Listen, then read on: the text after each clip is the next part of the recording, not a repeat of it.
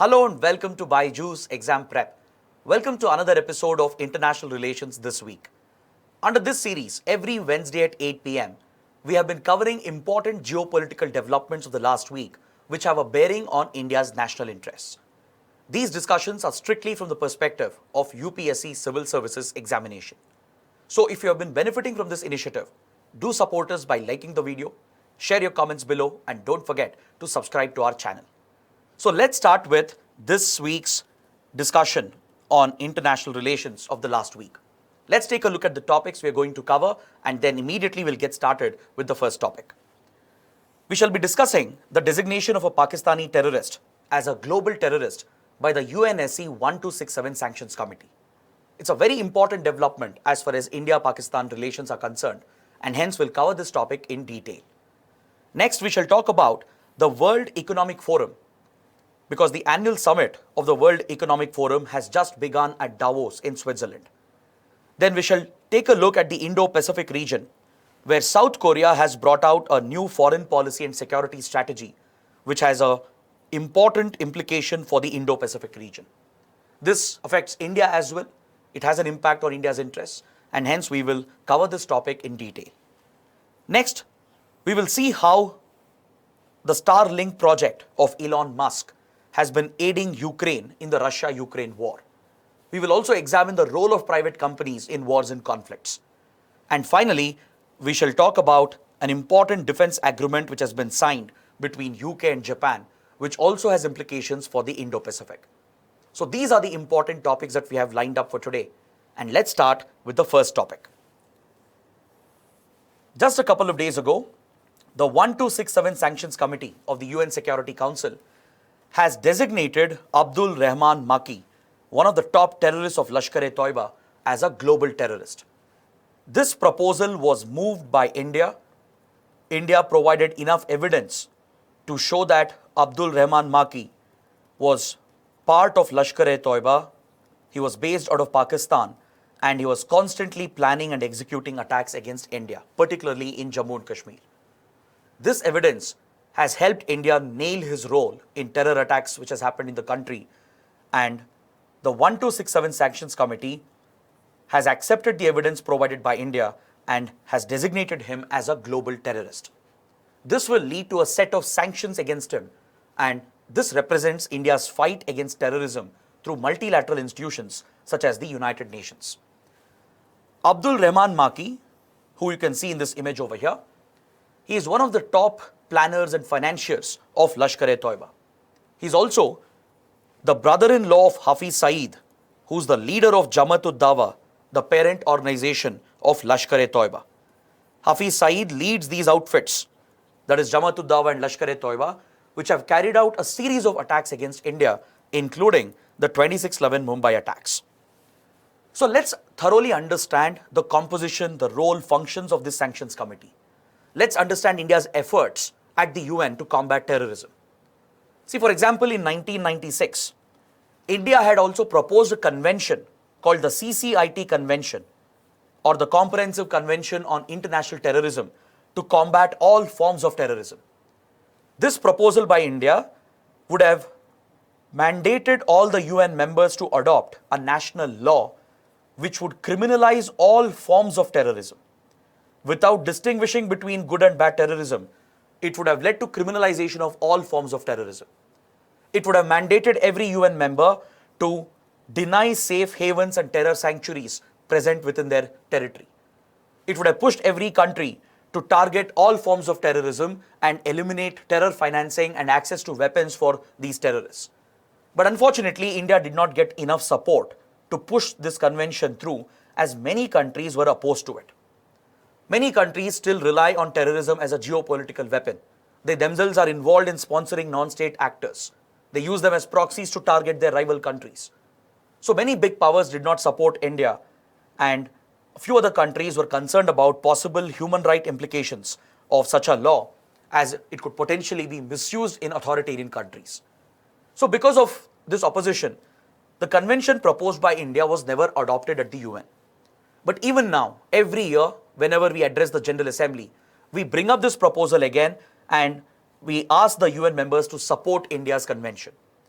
But unfortunately, we don't have enough support, and hence we are using another platform at the UN called 1267 Sanctions Committee to lead our counter-terror efforts.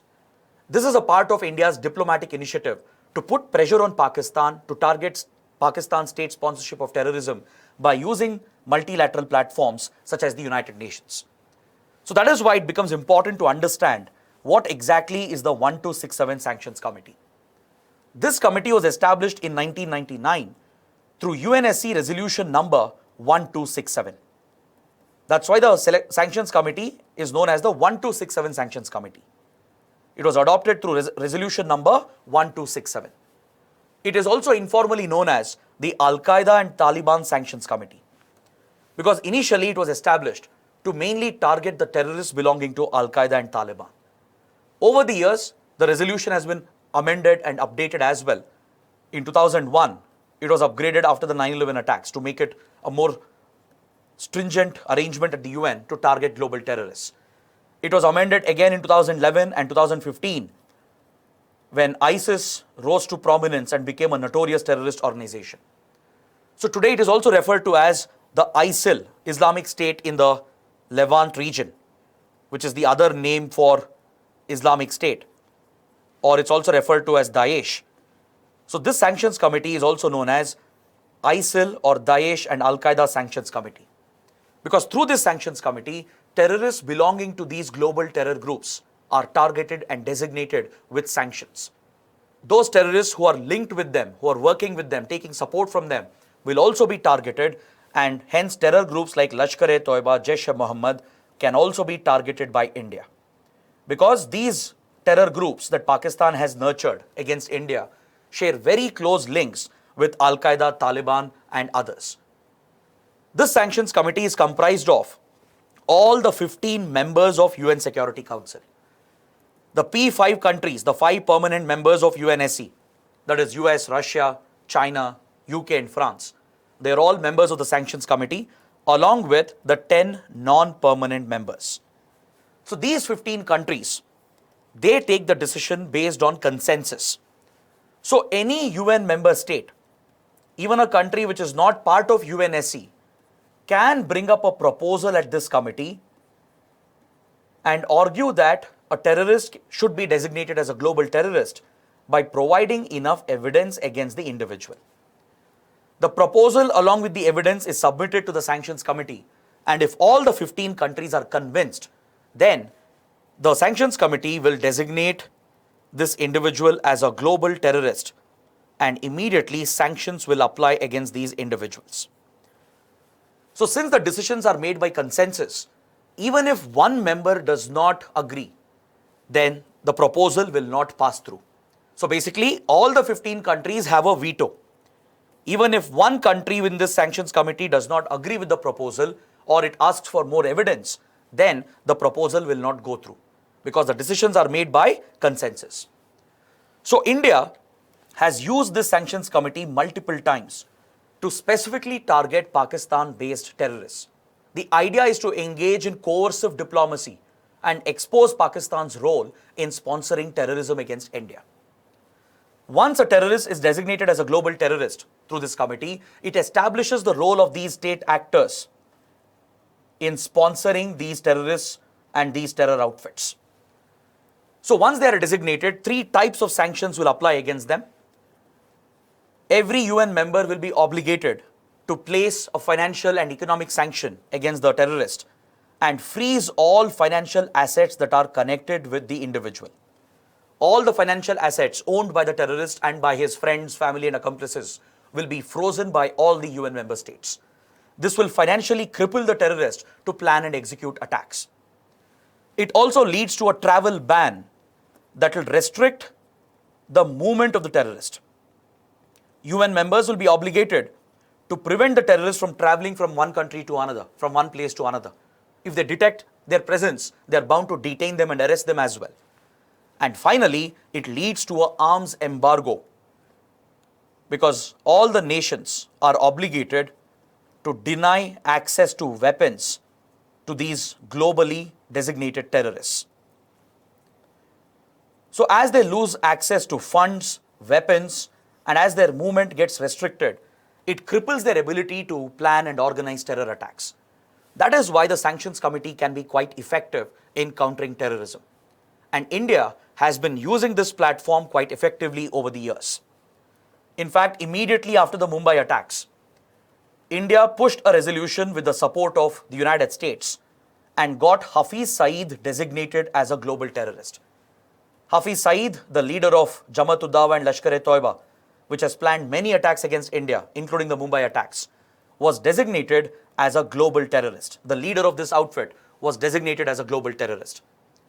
After this, India made an attempt to designate Masood Azhar, the founder of Jaish-e-Mohammed, which has also carried out many large attacks against India. The Parliament attacks, the Uri attacks, the Pulwama attacks, the Pathankot attacks. Many of these big attacks against India have been planned by Jaish-e-Mohammed, and India tried to target its leader, Masood Azhar. We moved a resolution in 2009 itself, but unfortunately, India's efforts were blocked by China, as China was seeking to protect Pakistan from further embarrassment and humiliation. China used the opportunity that exists at the Sanctions Committee, and it said that India hadn't given enough evidence, and it called for more evidence from India and placed a technical hold on India's proposal. So this went on for almost 10 years, from 2009 to 2019. Despite repeated attempts from India, China would not lift the block. We made many more attempts during this period. In total, 4 attempts were made by India to list Masood Azhar as a global terrorist. But every time China would block the proposal to shield and protect Pakistan. Finally, after the Pulwama attacks of 2019, there was a lot of global sympathy in favor of India. Especially tensions had increased between India and Pakistan after India had retaliated with Balkot airstrikes. So to calm India down and to ensure that Pakistan faces punishment, the P5 countries, the other members of P5, especially France, US, even UK and Russia, they all backed India, and France moved a proposal to designate Masood Azhar as a global terrorist. This time China was brought under a lot of pressure by these countries, and finally China conceded. China lifted the block, and as a result, Masood Azhar was designated as a global terrorist in 2019. So since then, we have stepped up these efforts. We have engaged in more coercive diplomacy against Pakistan to ensure that we use platforms at the UN to counter terrorism and to ensure that Pakistan is held accountable. Last year, in June 2022, India has proposed the names of 5 more terrorists to be included in this list, to be sanctioned by the 1267 Sanctions Committee. So these 5 names include Abdul Rahman Maki, who has been finally listed as a global terrorist. It also includes Abdul Rauf Asghar, who is the relative of Masood Azhar, the brother of Masood Azhar. He was involved in planning the IC-814 hijacking to secure the release of his brother, Masood Azhar, who was in Indian custody. During this hijacking, India was forced to negotiate with these terrorists in order to save the lives of the hostages, and Masood Azhar was released from Indian custody. Then he would go on to establish Jaish-e-Mohammed, which has carried out repeated attacks against India. So, in the last 7 months, we have been targeting these 5 terrorists, which includes Abdul Rahman Maki of Lashkar-e-Toiba, Abdul Rauf Asghar of Jaish-e-Mohammed, and Shahid Muhammad of Lashkar-e-Toiba, who has also planned many attacks against India. Other than these 3, we have even proposed the name of Sajid Mir, another terrorist of Lashkar-e-Toiba with links to the ISI, who is seen as one of the top planners of the Mumbai attacks, of the 26/11 Mumbai attacks. He is seen as the mastermind behind these attacks. He not only trained these terrorists, he was also one of the handlers who was guiding the terrorists during the attack. So India has listed Sajid Mir as well on the proposal, and we are also trying to get the son of Hafiz Saeed, Tahlal Saeed, to be designated as a global terrorist. So these are the 5 names which India is pushing since June 2022, but again China had blocked India's proposal. It had again placed a technical hold. Now finally we have been able to convince these 15 members of UNSC, and as a result, Abdul Rahman Maki has been designated as a global terrorist. So the other 4 names are still pending, and this is where one should hope that China moves away from its bias towards Pakistan and starts backing countries like India to fight terrorism. China has been shielding Pakistan for a long period, and this position of China is not sustainable. So this is a big success for India as well, because this is the first time that a proposal by India at this committee has been approved by the Sanctions Committee. Previously, when we designated Masood Azhar and Hafiz Saeed, those proposals were moved by other countries. It was France and US which had moved those proposals to designate Hafiz Saeed and Masood Azhar. This is the first time where India is a co-sponsor. India has pushed this initiative, and based on this, we have got support of all the 15 countries, including that of China, because China has been under increased pressure from the other P5 countries. Plus, there are some negotiations going on as well between India and China related to the border dispute. So possibly this could have also led China to concede, and it has lifted the block, which has led the Sanctions Committee to designate Abdul Rahman Maki as a global terrorist. This development is also very important for another reason. This is the first time that a terrorist has been linked with attacks in India, especially in Jammu and Kashmir. The Sanctions Committee, which had already sanctioned Hafiz Saeed, Masood Azhar and others, they were sanctioned because of terror attacks in other parts, in Pakistan, in Afghanistan, but not in India. The Sanctions Committee had not recognized the threat posed by these Pakistani terrorists against India. It was not specifically against India. This is the first time that a terrorist has been specifically pointed out for attacks in India, particularly in J&K, and this shows the success of India's course of diplomacy at the UN. So these developments are no doubt very, very important as far as India's counter-terrorism efforts are concerned. It's a display of our course of forceful diplomacy against Pakistan. We have used platforms like UN and even FATF, Financial Action Task Force, to put diplomatic and economic pressure on the country, as it has repeatedly used terrorism as a weapon against India. But however, on the ground, these sanctions may not give enough results unless and until Pakistan starts acting on this. We have seen that even after these terrorists are sanctioned, Pakistan will not act against them. It will allow them to run free in the country. This is where Pakistan has to step up and ensure that it abides by international law. This is the hope that India has, because if this diplomatic and economic pressure were to work, then we need to ensure that Pakistan enforces these sanctions against these terrorists. Now that is why the topic is very, very important. Now let's move to the second topic, the World Economic Forum. The World Economic Forum holds its annual summit at Davos in Switzerland. It's a very beautiful, serene, picturesque location. I'm sure you would have seen visuals of all top political leaders, business leaders, all celebrities getting together at this summit, discussing key economic and social issues of the world. So this summit happens every year, and the 2023 edition has just started. From 16 Jan to around 20th Jan, for 4 to 5 days, the World Economic Forum Summit takes place. And this time the theme is Cooperation in a Fragmented World. This is apt as well for 2023 because the world indeed is fragmented today.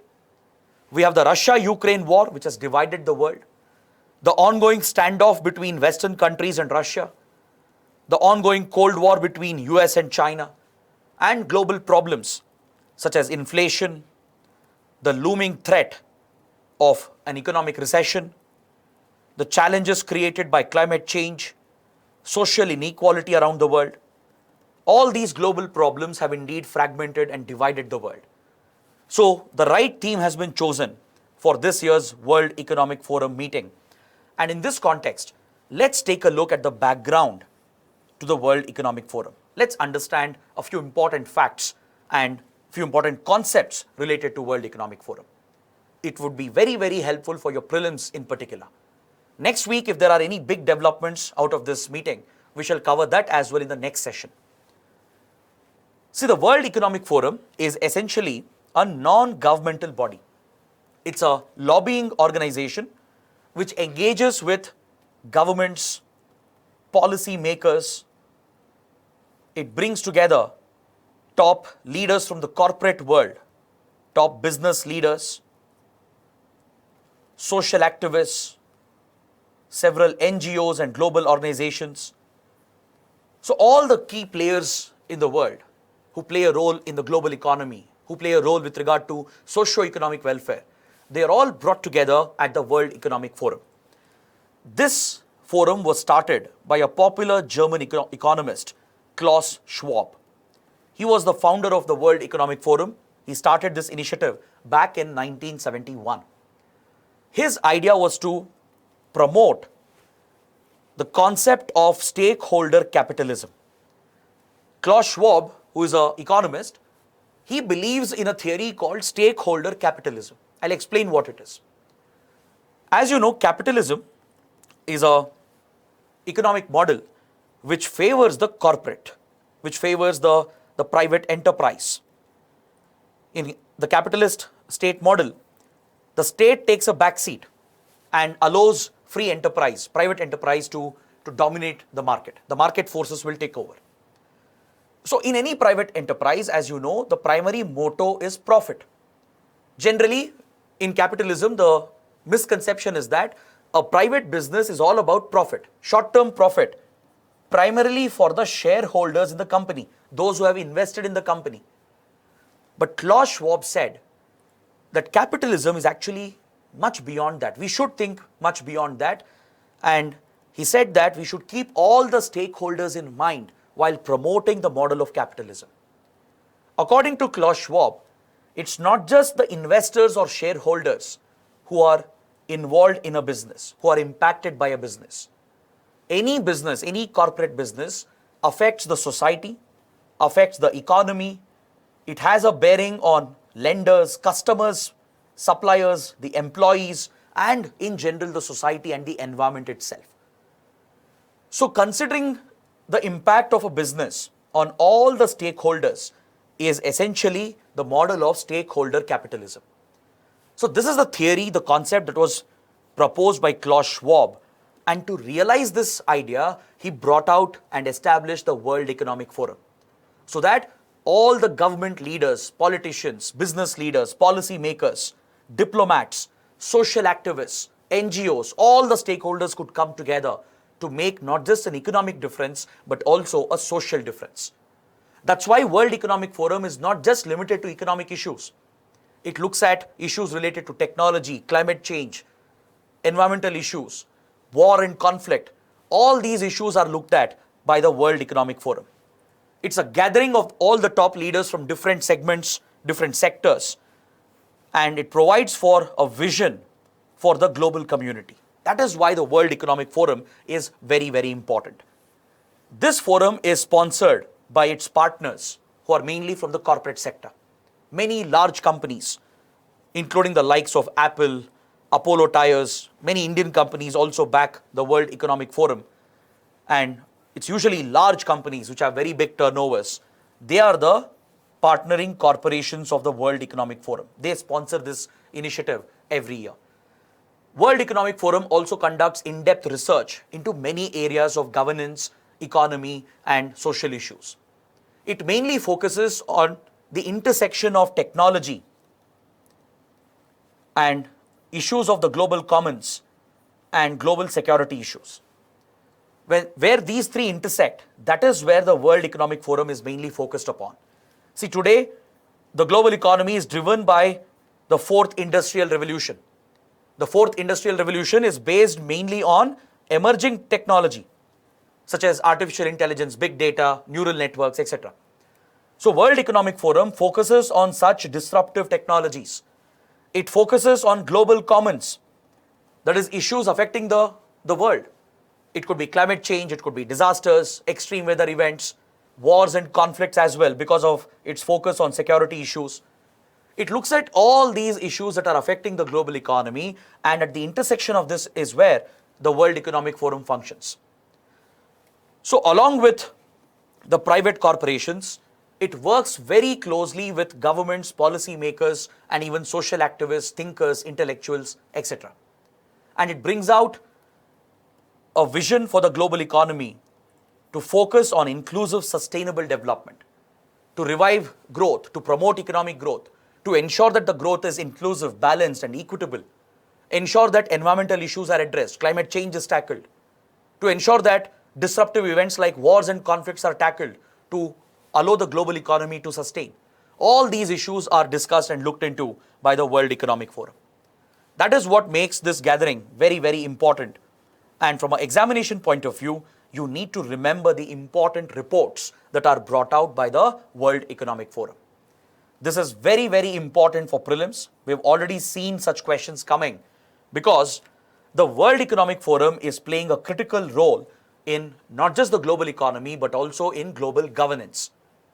It looks at many social issues as well. That is why it is a very important global gathering. So please make a note of these important reports. The Global Competitiveness Report regarding the extent of competition that exists in a country. The Global Information Technology Report on the state of IT readiness in a country.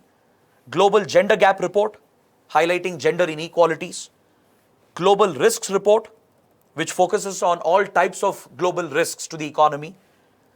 Global Travel and Tourism Report that focuses on the tourism industry, travel restrictions and border restrictions. The Global Enabling Trade Report, which looks at barriers to trade, the free flow of goods between borders. All these issues are considered by the report. You have the Environment Performance Index, which is brought out by Yale University and few other institutions, and it is backed by the World Economic Forum. It measures the level of environmental performance by different countries. India usually ranks very low on the index, and India has an issue with this index as well. You also have the Inclusive Development Index that looks at the extent of inclusive development in different countries. So these are some important reports and indices that are brought out by the World Economic Forum. Please make a note. It's very, very important for your prelims. Now moving on, we shall take a look at South Korea's Indo-Pacific vision and strategy, which has been brought out by the South Korean government. South Korea has recently notified and unveiled its strategy for a free, peaceful and prosperous Indo-Pacific region. Now this is very, very important from India's perspective as well, because India also has an Indo-Pacific vision. Today's global geopolitics and the global economy is mainly centered on the Indo-Pacific. This is where all the key developments are happening. This is where you witness a standoff between US and China, India and China. This is where like-minded countries such as India, US, Japan, Australia, they have all aligned together to enforce rules against China. Since China is breaking the rules-based order and violating international law and triggering disputes and conflicts in this region, these like-minded democracies are interested in enforcing the rules-based order on China to ensure that Indo-Pacific remains free and open. As you know, China has engaged in maritime disputes in South China Sea. It has used its economic leverage to target many small countries in the region. It has become more and more aggressive day by day, which has destabilized the Indo-Pacific. So this has very huge ramifications for the global economy, including that of India, because a large part of our trade passes through the Indo-Pacific. So all these countries are interested in maintaining the Indo-Pacific as a free and open region where international law is respected and the right to navigation, right to movement of ships and aircrafts should not be disrupted, because China has done that in the past. Chinese armed forces have repeatedly intercepted the movement of ships and aircrafts in the disputed South China Sea. So now South Korea appears to be taking a stand, because until recently, South Korea was striking a balance. It had this policy of strategic ambiguity. It wouldn't swing either entirely in favor of China, and it wouldn't either favor the US entirely. Under former President Moon Jae-in, South Korea was seen as a very cautious country, a country which was hesitant to take a stand on key issues, because it was dependent on China and the US equally, and it didn't want to antagonize the two global powers.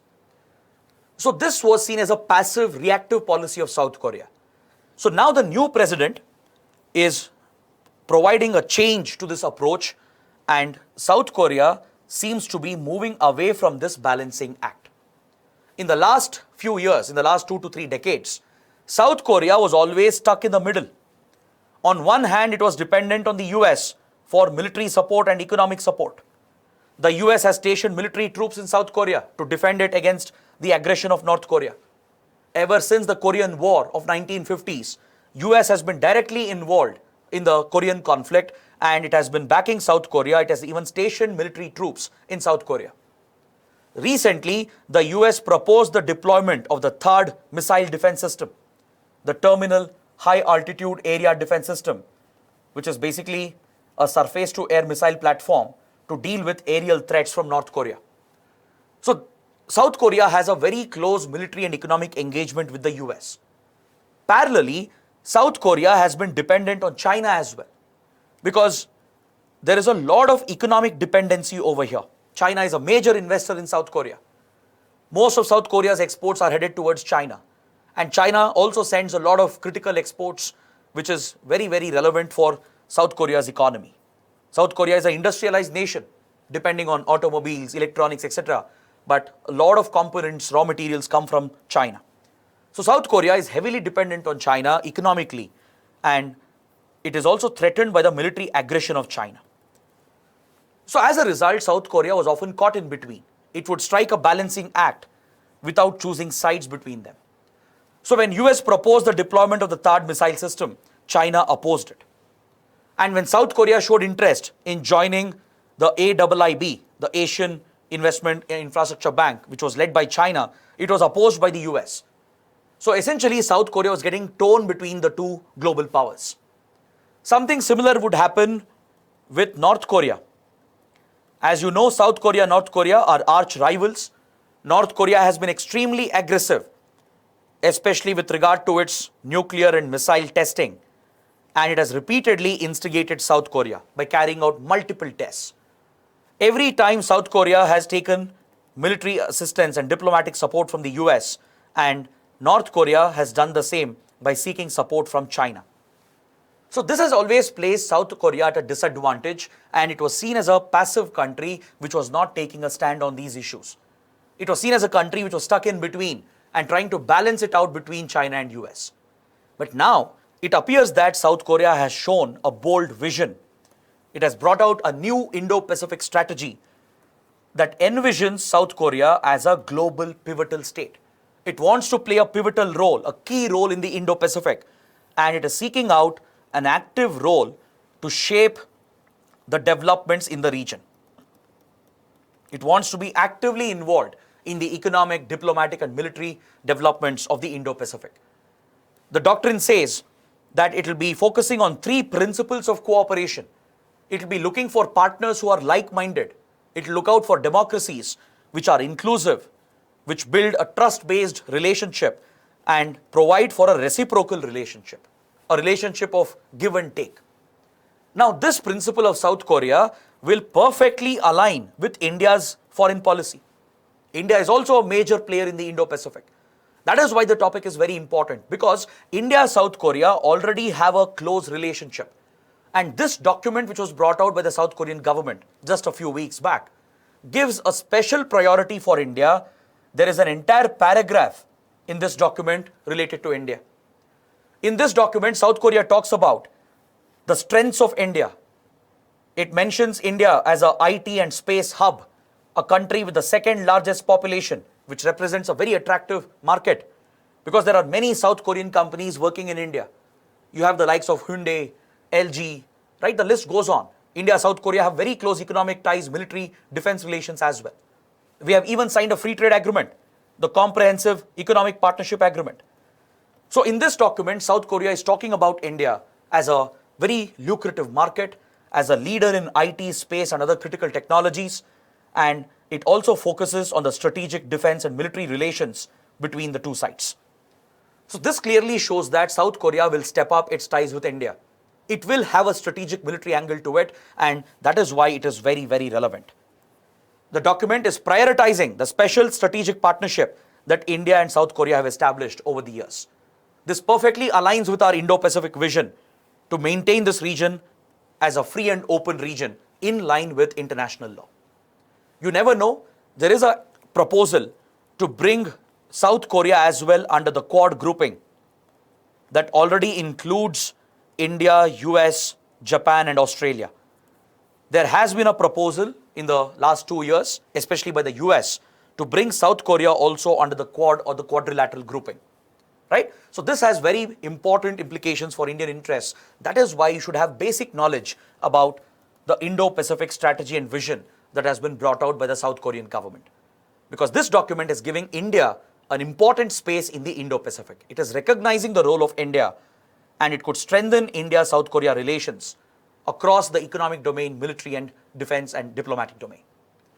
Now moving on to the next topic, let's see how the Starlink satellites of Elon Musk have helped Ukraine in its war against Russia. Elon Musk has been not just a popular entrepreneur, he has also been very, very controversial, right? His companies have made a lot of waves in the tech industry, be it SpaceX or Tesla, his recent acquisition of Twitter. So he is one entrepreneur who's constantly in the news, both for the good and the bad. So when the Russia-Ukraine war broke out, ever since, Elon Musk has been tweeting about the war, making many public statements. Some of them have been supportive of Ukraine, some of them have been very controversial as well. When the war broke out, he announced complete support to Ukraine. He said through his company SpaceX, a satellite project known as Starlink would be made available to Ukraine to assist in its fight against Russia. So this help that was announced by Elon Musk was widely welcomed in Ukraine. At the same time, he also suggested that Ukraine should simply surrender the Crimean Peninsula and other regions and strike a deal with Russia and end this war. So such statements triggered controversies as well. So let's dive deep into this. Let's understand what is the Starlink project, how is it helping Ukraine, and what is the role of private organizations in wars and conflicts. As I mentioned, Starlink is a global satellite internet connectivity project which is owned by SpaceX that belongs to Elon Musk. These satellites, the Starlink satellites, which is a constellation of thousands of satellites, they have been used effectively by Ukraine's armed forces and also by civilians during the ongoing war. See, the Starlink project is a very, very ambitious project. It includes a constellation of 3,000 plus satellites already.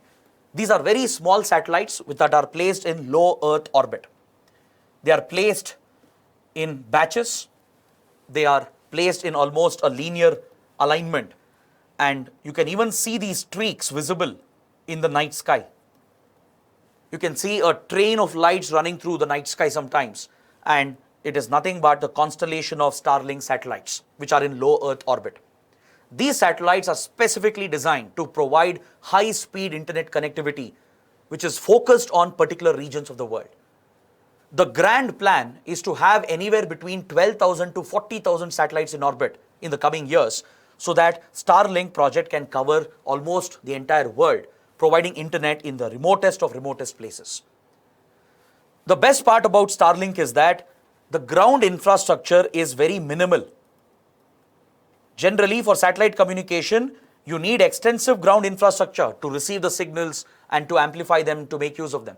But in the case of Starlink project, the ground infrastructure you need is very basic, very simple. All you need is small radio dishes, receivers, quite similar to your satellite TV, which is portable. You can easily carry in your hand. You can easily set it up, power it with a basic battery as well. So it's very easy to operate and link with the Starlink constellation and use the internet connectivity for various applications. It has civilian application, it has military application as well.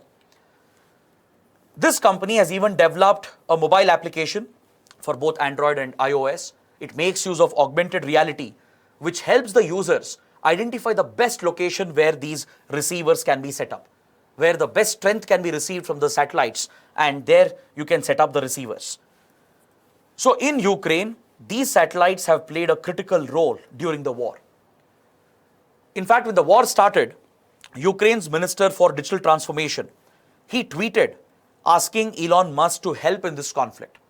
Elon Musk replied to this tweet and he supported Ukraine, and he announced that he will be assisting Ukraine with regard to the hardware needed for the Starlink satellite project. since more than 3,000 satellites are already in orbit, Elon Musk, through his company, started dispatching the ground hardware that was needed for these terminals to be set up in Ukraine. The receiving terminals, the dishes, were dispatched in large numbers to both the civilian population and as well as to the armed forces. And this was done free of cost. SpaceX hasn't charged for this. It's a free service that has been provided, and this was widely welcomed in the Western world. Today, according to reports, more than 150,000 civilians are using the Starlink internet service to connect with the rest of the world, because most of Ukraine's internet and connectivity has been destroyed by Russian attacks, especially cyber attacks. Both physical attacks during the war and cyber attacks have destroyed most of the communication infrastructure of Ukraine.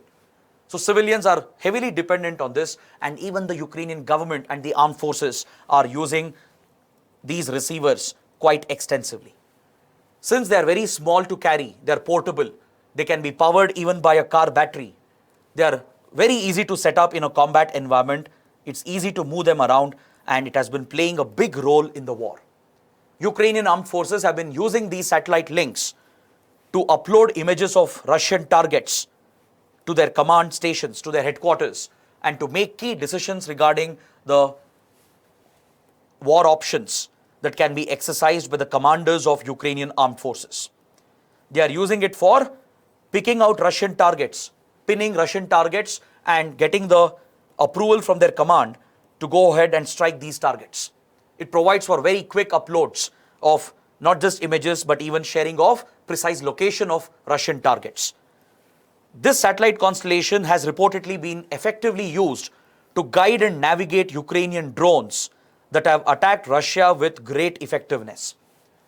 Russia has lost naval ships, aircrafts, and even its military bases have been attacked, strategic bridges have been attacked by using kamikaze drones or suicide drones. These drones have largely been guided by using the connectivity or the navigation provided by Starlink satellites. So it has changed the very face of warfare. These satellites are very hard to target for Russia. Since there are hundreds of them in low Earth orbit, it is not easy for Russia to physically take them down, even though Russia has anti-satellite capabilities. And it's tough to mount a cyber attack as well, because it won't be able to disrupt the services just by bringing down few satellites. There are hundreds of satellites, 3,000 plus satellites in orbit, which is helping Ukraine. And this is the potential of the Starlink constellation. This also brings into question the role of private corporations in conflict. Of late, a lot of private companies have been involved in war. This has led to the privatization of war. You have mercenary groups, armed mercenaries who are being hired by state actors. In Russia, you have a company called the Wagner Group, which is very controversial and notorious. It's a private militia working for Russian intelligence and Russian armed forces. It has carried out many operations in West Asia, North Africa, and there have been large-scale allegations of human rights violations. Similarly, in US as well, there are a lot of mercenary private military corporations like the Blackwater, which existed before. It has been renamed recently. It's a private company, a security company in the US, which was providing armed mercenaries to the US intelligence and the US armed forces. So privatization of war raises many ethical and legal questions. When private companies are getting involved in war, it brings in corporatization, brings in the profit motive. States are accountable. They're accountable to their people, to international law. But private corporations may not be held accountable for their involvement in war and conflict. They have a vested interest to prolong conflicts as well. So this is the question I wanted to bring up. The ethical and legal questions in involving private organizations, private companies in wars and conflicts. This in itself can be an important topic even for your essay. The corporatization of war or the ongoing privatization of war, where many countries, especially the big powers, are relying on private companies to wage their wars. The big tech companies, social media firms have also been used by US, many other countries, even China often relies on its companies to wage its covert wars and its conflicts. So privatization of war is something you witness around the world. So this is a topic worthy of thinking and debating on, because it could potentially be a question in your exams. Now coming to the last topic, it's a small development, but nevertheless important for Indo-Pacific region. Japan and the United Kingdom have signed a defense agreement. They have signed a defense pact called the Reciprocal Access Defense Agreement. This agreement will allow UK and Japan to deploy their troops in each other's countries. UK can deploy its troops and station them in Japan, and Japan can do the same in the United Kingdom. It provides for increased security cooperation between them, and it allows them to access the military bases of the other country. British forces can access Japanese bases and vice versa. This important agreement has been signed during the recent visit of Japanese Prime Minister to the United Kingdom. It highlights the increasing cooperation between these like-minded countries. Now, this is very, very relevant because Britain has clearly shown a tilt towards the Indo-Pacific in its foreign policy and in its military strategy. Britain was seen to be losing its relevance in the European context. But now that the Western countries are involved in a standoff with Russia and China, Britain is getting more proactively involved and is aligning with like-minded democracies such as US, Australia, Japan, South Korea, and India also fits this bracket. As all these democracies have a common interest in the Indo-Pacific and they all see China as a common threat, it aligns with their vision, and Britain is also showing this tilt towards the Indo-Pacific. That explains the signing of this defense agreement. Now you need to see the broader context here. Of late, UK-Japan military and defense relations have been growing. Recently, Japan's FX fighter jet program, which is an advanced stealth fighter jet program, has been merged with the Tempest fighter program of UK and Italy. These three countries have merged their fighter jet development program, and now it's called the Global Combat Air Program. So together they are developing an advanced fighter jet. UK and Japan have also launched a digital partnership agreement signed in December 2022. It allows these two countries to cooperate in the field of semiconductors, build cyber resilience and cyber security, and promote online safety. This highlights the fears related to cyber wars and cyber espionage campaigns that are waged by China. UK, Japan both are big victims of Chinese cyber espionage and cyber warfare campaigns, just like India. More importantly, UK is considering to join the Trans-Pacific Partnership, which is a vital trade agreement of the Pacific region, and it is seen as the rival of RCEP, the Regional Comprehensive Economic Partnership, which is led by China. I hope you know, India had quit RCEP negotiations. Since our interests were not being met, we had concerns about RCEP and its potential misuse by China, we quit RCEP negotiations. So the rival of RCEP was TPP, Trans-Pacific Partnership. It brings together many Pacific nations. I want you guys to take this as an exercise. Identify which countries are part of TPP and post that in the comments below. Even the US was part of it until recently, but when Donald Trump was the president, he had quit and he had withdrawn US from the Trans-Pacific Partnership. So this arrangement has been going ahead without the US. All the other major Pacific powers in North America, South America, in East Asia, they're all part of the Trans-Pacific Partnership. So please be familiar with the countries involved in TPP and the countries that are involved in RCEP. Because India has quit RCEP negotiations and China has taken forward this initiative. So Britain has also shown interest in joining the Trans-Pacific Partnership with the help of Japan. So this clearly displays the increasing economic, military and strategic ties between Japan and UK. Now, how is this relevant for India? It is relevant for India as well because we are a major player in the Indo-Pacific. We have similar interests with Japan, with UK. We have a very close economic and defense partnership with the United Kingdom. We have many joint military exercises.